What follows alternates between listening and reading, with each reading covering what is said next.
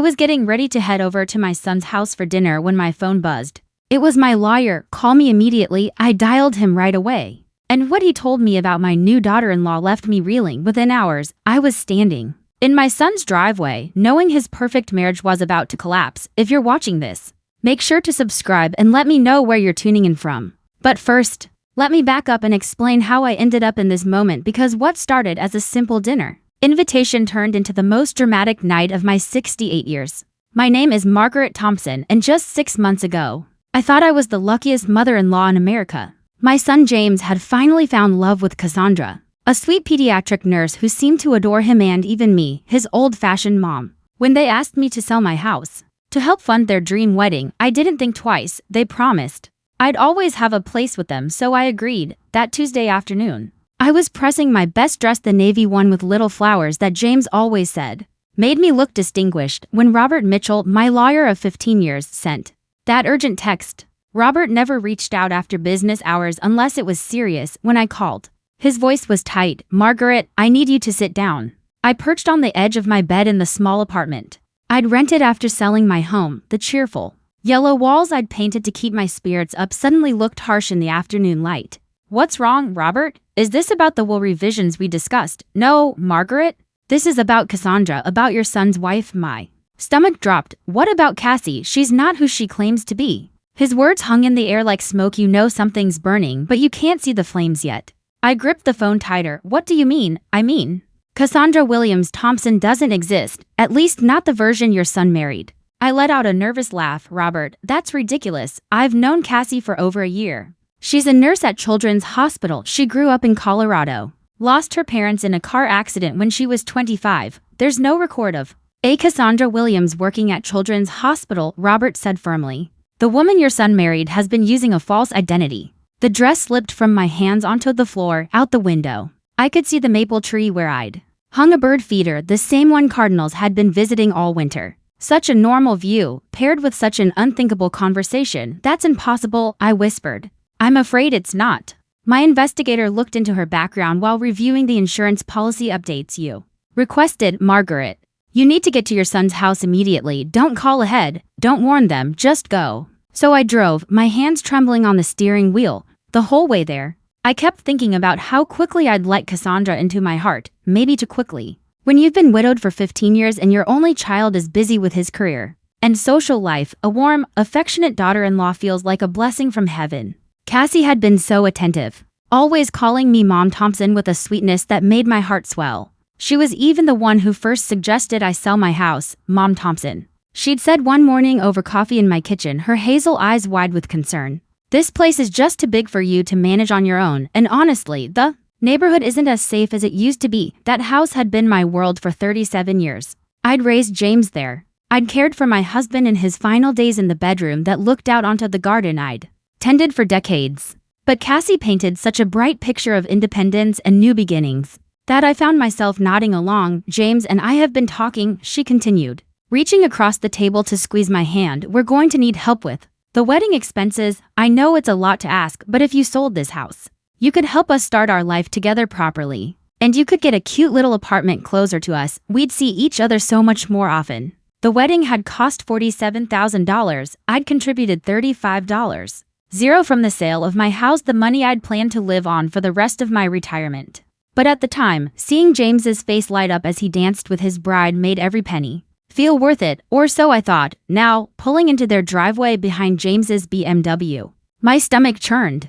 The house they'd bought with the remainder of my money looked picture perfect in the evening light, with its manicured lawn and designer landscaping dot through the front window. I could see them moving around the kitchen, getting ready for my visit. They looked happy, normal, like a young couple excited to host James's mother for dinner. I sat in my car for a long moment, just watching them, whatever Robert's investigator had uncovered. James clearly didn't know about it yet, and in a few minutes, I was going to shatter his world. But then I noticed Cassie laugh at something James said, tossing her perfectly styled blonde hair back, and I felt a chill run through me. She had been playing a role this whole time. Every conversation, every shared meal, every little moment I'd been so grateful for, it had all been an act. And not only had I fallen for it, I'd paid for the privilege. James opened the door with his usual broad smile and pulled me into a hug, the kind that reminded me He'd always be my little boy, even at 42. Mom, perfect timing, Cassie's making her famous lasagna. He stepped back, and for the first time, I noticed something in his face. He looked tired, not the usual end of a long workday tired, but bone-deep exhausted. Everything all right, honey? I asked as I followed him into the living room. Just work stuff, you know how it is in consulting. He smiled, but it didn't reach his eyes. Cassie came out of the kitchen in a floral apron over designer jeans, looking like she belonged in a home magazine. Mom Thompson, I'm so glad you could make it. She hugged me with the same warmth she'd always shown, and for a split second, I doubted everything Robert had told me. Surely this couldn't all be fake. No one could pretend that well. Dinner will be ready in about 20 minutes, she said. Can I get you some wine? I opened that Pinot Grigio you brought last time. As she bustled back to the kitchen, my eyes wandered around the living room. And that's when I noticed something I'd overlooked before. The house was decorated entirely in Cassie's taste. Not a single thing reflected James's personality. Not his college football memorabilia, not the antique clock his father had left him. Not even the painting he'd always loved from our old home. It was as though James Thompson had been erased from his own house. Cassie certainly has strong decorating opinions, I said carefully. James glanced around the room, almost as if seeing it for the first time. Yeah, she has great taste. Says my old stuff made the place look like a bachelor pad. But the tone in his voice, it was familiar. The same tone he used as a child when defending choices he wasn't truly comfortable with. James, I said quietly, can we talk? Privately for a minute. Cassie appeared in the doorway almost instantly, as if she'd been listening. Is everything okay? Fine, sweetheart, I answered with a smile that felt like glass. I just wanted to ask James about his work presentation next week. Her eyes narrowed ever so slightly. 6 months ago, I wouldn't have noticed. But now I was looking for cracks in her performance, and I saw them. Actually, James said, I should check on something in my office anyway. Mom, want to see the new computer setup Cassie got me? As we walked down the hall, I caught Cassie in my peripheral vision. She wasn't heading back to the kitchen. She was standing perfectly still, watching us leave. And the expression on her face wasn't loving concern, it was calculation. In James's office, the one room that still looked like him, I closed the door behind us. Double quotes. James, I need to ask you something, and I need you to answer honestly. How much do you really know about Cassie's past? He sank heavily into his desk chair. And for the first time, I saw something in his expression that broke my heart. Relief. Relief that someone had finally asked the question he'd been too afraid to face himself. Why? He asked quietly. What's wrong? Answer me first. What do you actually know about her background? He stared at his hands for a long moment before speaking. She grew up in Denver. Lost her parents in a car accident when she was 25, worked her way through nursing school, moved here 3 years ago for a fresh start. Have you ever seen pictures of her family, her childhood home, her nursing school graduation? She says it's too painful to talk about, that the accident was traumatic. But doubt was creeping into his voice now. Mom, what's going on? I pulled out my phone and showed him the text thread. With Robert, my attorney's investigator looked into Cassie's background for some insurance paperwork. James, there's no record of a Cassandra Williams ever working at Children's Hospital. The color drained from his face. That's impossible. She gets calls from the hospital. She talks about her patients. When have you actually heard these calls? James opened his mouth to answer, then closed it again. His eyes widened with a realization that was clearly painful. She takes them in the other room, says patient confidentiality requires privacy. Have you ever visited her at work, met her colleagues? She said the hospital has strict policies about personal visitors in the pediatric ward. His voice was barely a whisper now. Mom, you're scaring me. I'm scared too. Honey, but there's more. Before I could continue, the kitchen timer went off, followed by Cassie's cheerful call. Dinner's ready. James looked at me. His eyes suddenly like the 8-year-old boy who used to come to me when the neighborhood bullies made him doubt himself. What do I do? We go eat dinner, I said. And we act normal while I figure out how to tell you the rest. As we walked back down the hall, I caught sight of Cassie at the stove. Something about her posture too rigid to alert told me she had heard more of our conversation than we'd realized. The dining room table was set with the good china, my good china. Actually the set I'd given them as a wedding gift. Cassie had prepared a beautiful meal. Everything perfect down to the cloth napkins and fresh flowers. This looks wonderful. Dear, I said, taking my seat. I wanted everything to be special, Cassie replied. Though her smile seemed forced now, James has been so stressed with work lately. I thought a nice family dinner might help. As we began eating, I studied my daughter-in-law closely, every gesture, every expression, every word choice, searching for the woman Robert's investigator had discovered beneath the performance. And slowly, I began to see her. So, Mom Thompson, Cassie said, cutting her lasagna with surgical precision, how are you settling into your new apartment? I hope you don't regret selling the house. There was something in her tone too. Casual to pointed that sharpened my nerves. Actually, I've been wondering about that, I said carefully. It's been almost a year since I sold it. And I realize I never got a clear picture of where all that money went.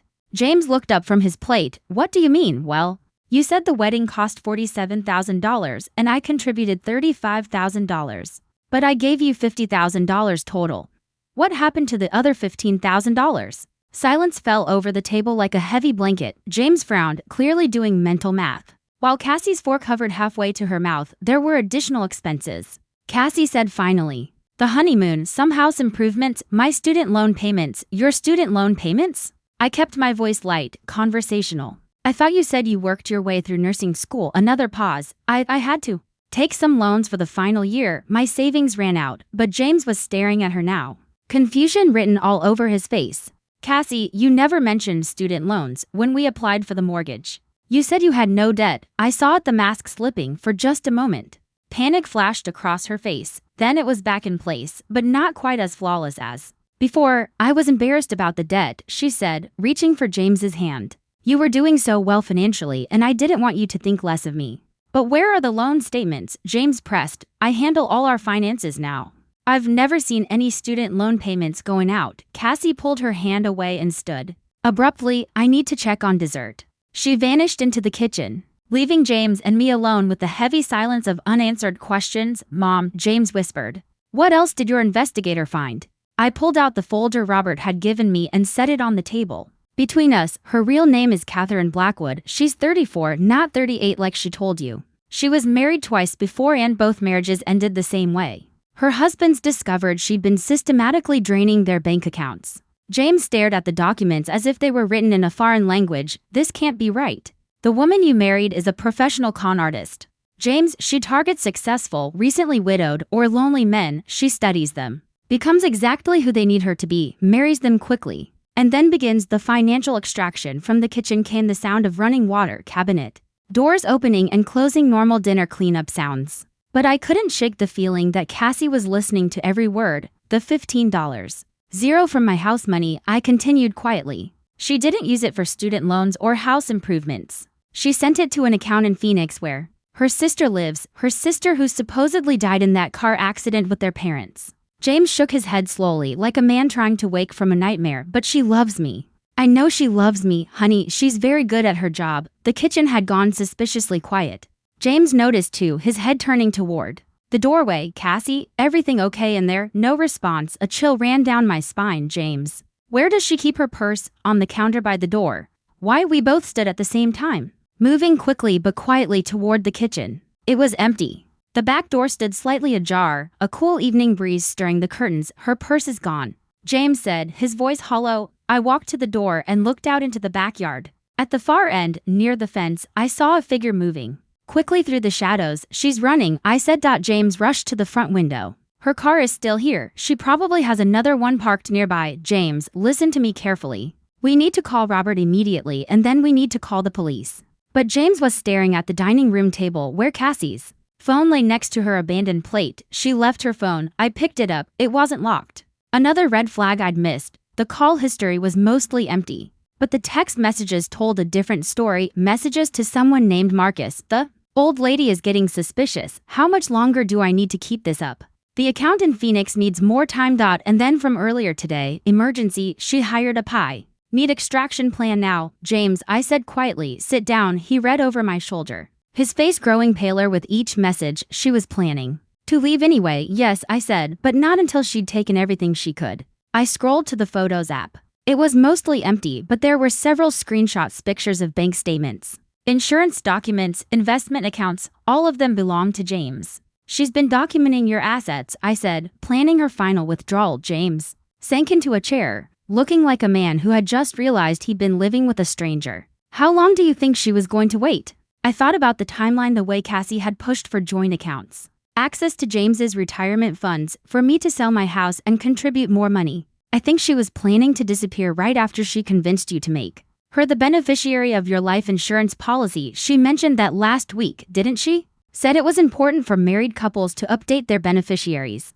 James nodded slowly. She said we should do it after dinner tonight. She even had the forms ready. We looked at each other across the wreckage of what had been just an hour earlier. A happy family dinner. My son's marriage was over. The woman he'd loved, trusted, built a life with had never existed at all. But there was something else in James's eyes now, alongside the pain and shock. I saw something that looked almost like relief. You know what the worst part is, Mom? He said quietly. I think part of me already knew. The police arrived within 20 minutes, but by then we all knew Cassie was long gone. Detective Rodriguez, a sharp-eyed woman about my age, listened to our story with the weary expression of someone who had seen this particular tragedy before. Ma'am, she said to me after examining Cassie's abandoned phone. You probably saved your son from losing everything he owns. These marriage fraudsters typically escalate quickly once they have legal access to assets. James sat at the kitchen island, staring at the insurance forms Cassie had prepared for him to sign. She was so insistent we do this tonight, he murmured. Said it was romantic to make each other beneficiaries. Romantic, I repeated.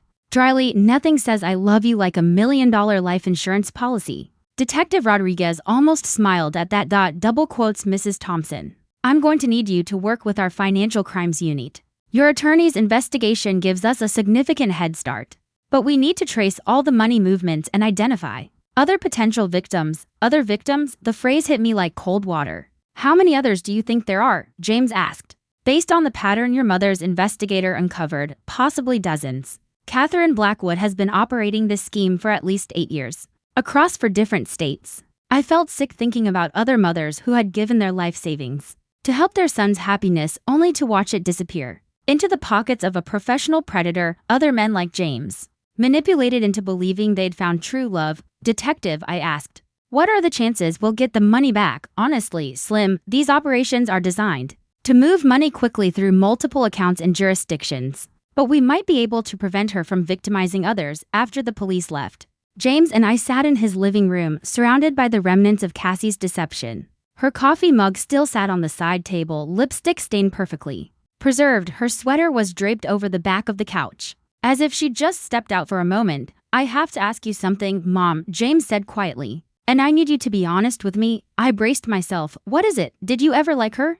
Really like her? Or did something always feel off? I thought carefully before answering. The truth was complicated. I wanted to like her so much that I ignored my instincts, I said. Finally, there were little things that bothered me. But I told myself I was just being an overprotective mother-in-law.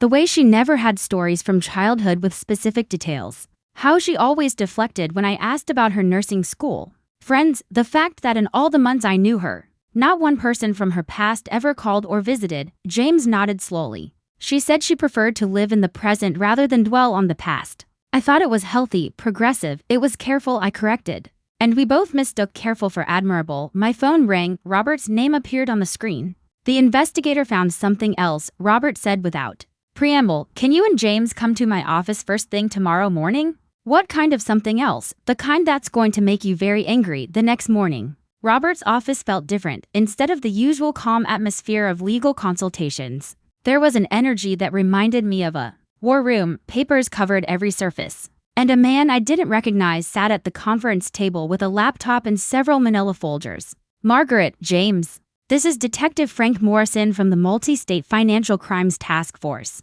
Detective Morrison stood to shake our hands. He was younger than I'd expected, maybe 45. With the kind of focused intensity that made you pay attention. Mrs. Thompson, your decision to investigate Cassandra Williams may have broken open the largest marriage fraud operation we've seen in the past decade. He opened one of the folders and spread out photographs, driver's licenses, wedding photos, and what looked like surveillance images. All of them featured the same woman but with different hair colors, different names, different men beside her. Catherine Blackwood, alias Cassandra Williams, alias Christine Wilson, alias Carol Warner. Detective Morrison continued. For different identities that we know of, possibly more. 17 confirmed victims across Arizona, Colorado, Utah, and now New Mexico. James stared at one of the wedding photos showing Cassie or Catherine, or whoever she really was in a white dress, smiling radiantly next to a man who wasn't him. How long has she been doing this? Our earliest confirmed case dates back 9 years, Morrison said. But we suspect she's been refining this operation much longer. I studied the faces in the photographs, not hers, the victims. They all had something in common: middle-aged, professional men, most of them recently divorced or widowed. All of them with that slightly desperate look of people who had given up on finding love and then stumbled into what seemed like a miracle. What's her total take? I asked. Detective Morrison consulted his notes. Conservative estimate, $2.3 million. The number hung in the air like a physical weight. James made a sound somewhere between a gasp and a groan. But here's what's interesting, the detective continued. In every previous case, she disappeared within 6 to 8 months of marriage. With your son, she stayed almost a year. That suggests something different about this operation. Different how? I asked. Though deep down I was beginning to suspect I already knew she was building something bigger. The other victims lost their savings, their homes sometimes, even their retirement accounts. But none of them had a wealthy mother who could be manipulated into contributing additional funds. The room went very quiet. I felt James' eyes on me. But I kept staring at the photograph spread across the table. You're saying I was the long-term target, I said finally. James was just the entry point. That's our working theory. Everything about the timeline supports it. She met James right after his promotion was announced in the Business Journal. She researched his family, learned about your husband's life insurance payout, your property value, your close relationship with your son. I thought about all those conversations where Cassie had gently probed about my finances, my retirement plans, my thoughts about leaving James an inheritance versus enjoying my money while I was alive. I'd thought she was being thoughtful. Instead, she'd been calculating. So what now? James asked. Detective Morrison leaned forward. Now we set a trap. Absolutely not, James said immediately. I won't let my mother become bait for this woman. It's not your choice, I said calmly, surprising myself with how steady my voice sounded. It's mine. We were still in Robert's office, but the atmosphere had shifted from information gathering to strategy planning. Detective Morrison outlined his proposal: use me to lure Catherine back into contact, hopefully catching her in an attempt to access more money. Mrs. Thompson, the detective said, I understand your son's concerns. This isn't without risk. But Catherine's pattern suggests she won't be able to resist coming back for what she sees as unfinished business. What makes you so sure she'll contact my mother? James asked. Robert pulled out another file because according to the investigator's financial analysis, she never got access to the main prize. Margaret, show him your bank statements. I'd brought my financial records as requested, though I wasn't sure why they mattered now. James looked at the numbers and frowned. And Mom, this shows you still have over $300,000 in savings and investments. I thought the house sale money was most of what you had. I let you think that because I didn't want you to feel guilty about accepting my help, I said. But your father's life insurance and our retirement savings were substantial. The house money was extra. Detective Morrison nodded. Catherine spent months setting up the perfect scenario. To access these funds, she's not going to walk away from $300,000 without trying again. But she knows we discovered her deception. James protested.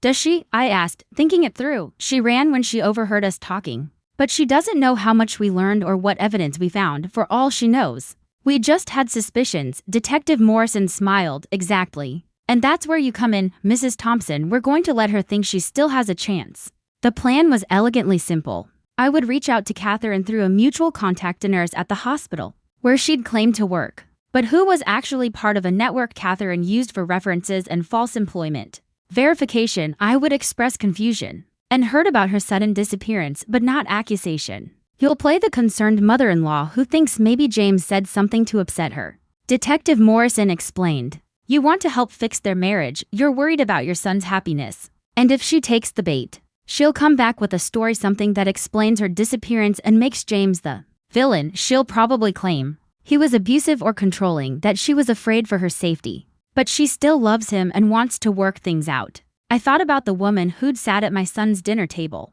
who'd hugged me with such apparent warmth, who'd called me Mom Thompson with tears in her eyes when James proposed.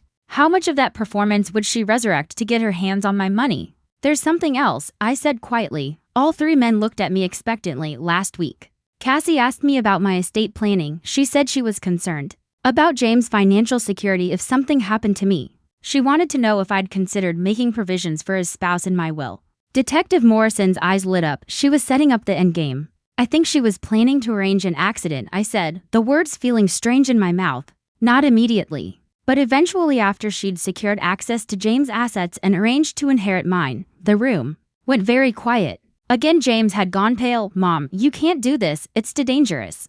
I looked at my son, my successful, intelligent son who'd been completely fooled by a woman who saw him as nothing more than a stepping stone to his mother's bank account. Honey, I said, I've been handling dangerous situations longer than you've been alive, and right now, I'm the only chance we have to stop her from doing this to someone else's family. 3 days later, I was sitting in a coffee shop in downtown Santa Fe, waiting for Catherine Blackwood to walk back into my life. She'd responded to my carefully worded message exactly as Detective Morrison had predicted. Poor, frightened Cassie, devastated by James' sudden jealousy and controlling behavior, but desperate to save their marriage if there was any way to do it. She loved him so much, she said, but she'd been scared. Could I possibly meet with her? Could I help her understand what had gone wrong? I'd agreed immediately, slipping into the role of the concerned mother-in-law who just wanted her children to be happy. The performance came naturally, probably because part of it was still true. I did want James to be happy, I just wanted it to be with someone real.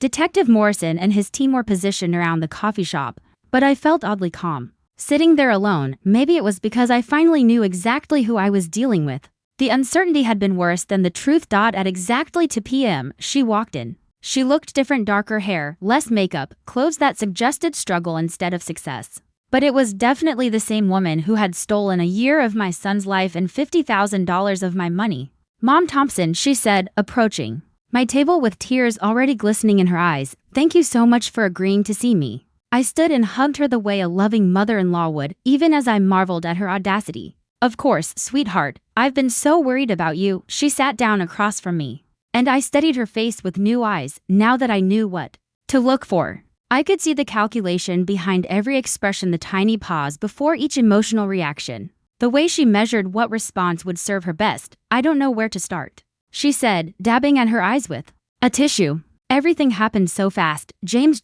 he changed. He became suspicious of everything I did, every phone call, every friend. He started accusing me of things, saying I was lying about my past. What kind of things? I asked gently. He said I'd never worked at the hospital, which is ridiculous. He even called them pretending to be someone else, asking about me.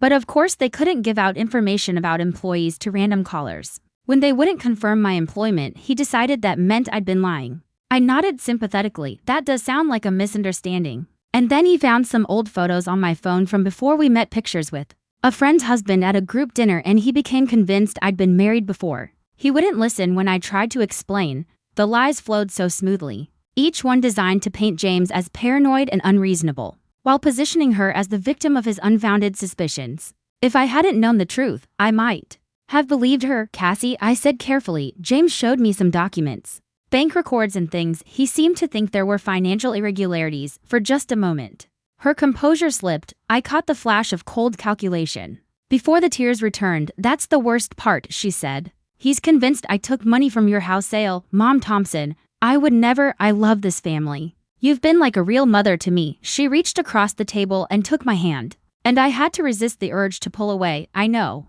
sweetheart, I said, but James seems very sure about what he found. Maybe if you could just explain the bank transfers, show him where the money went. What bank transfers? She asked, but her grip on my hand had tightened. The $15,000 that went to Phoenix, I said quietly. He thinks you sent it to someone there. Catherine went very still. When she looked up at me again, all pretense was gone. How much? Do you really know? She asked. Her voice was completely different now, harder, colder, with no trace of the sweet daughter-in-law I'd thought I loved. I smiled at her, and for the first time in this entire ordeal, I felt genuinely happy. Everything. Catherine, I said, we know everything. The transformation was stunning to watch. In seconds, Catherine Blackwood shed the fragile, heartbroken young wife and revealed herself for what she truly was, the predator she'd always been. You have no idea what you're dealing with, she said, her voice low and dangerous. That money is gone, and there's nothing you can do to get it back. Actually, I said, there's quite a lot we can do. I gestured slightly, and Detective Morrison materialized at our table as if he'd been invisible until that moment. 2 other officers moved into place at the exits. Catherine Blackwood, Morrison said firmly, you're under arrest for fraud, identity theft, and conspiracy to commit financial elder abuse. She didn't struggle as they cuffed her, but the look she gave me was pure venom. This isn't over. You can't prove half of what you think you know.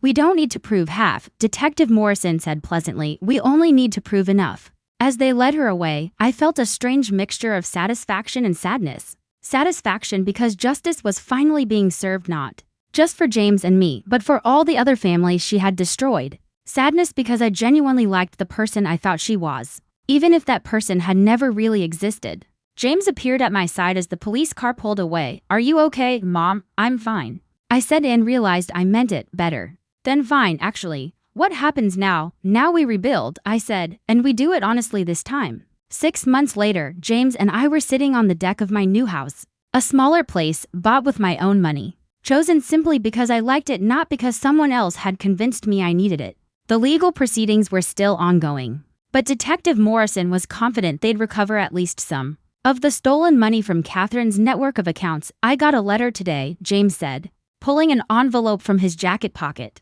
"From one of Catherine's other victims, a man in Colorado. His case helped build the prosecution's pattern evidence."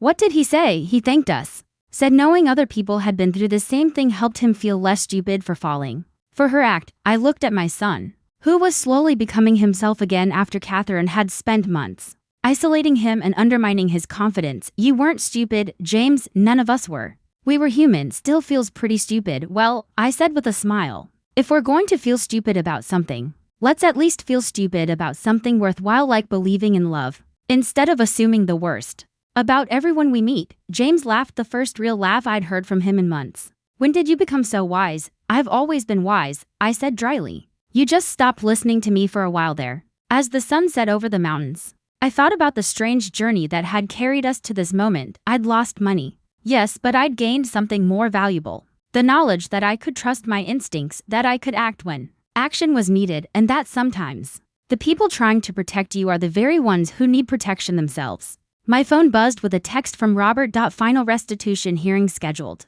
Looks like we'll recover about 60% of what was taken." I showed the message to James. "That's better than Detective Morrison originally thought we'd get." "What will you do with it?" he asked. I considered the question. "The money would be welcome, of course, but it wasn't what mattered most anymore, I think," I said slowly. "I'll donate some of it to a fund for fraud victims, and maybe I'll use some to take a very long vacation somewhere warm where nobody knows my story, and I can just be a woman enjoying her retirement."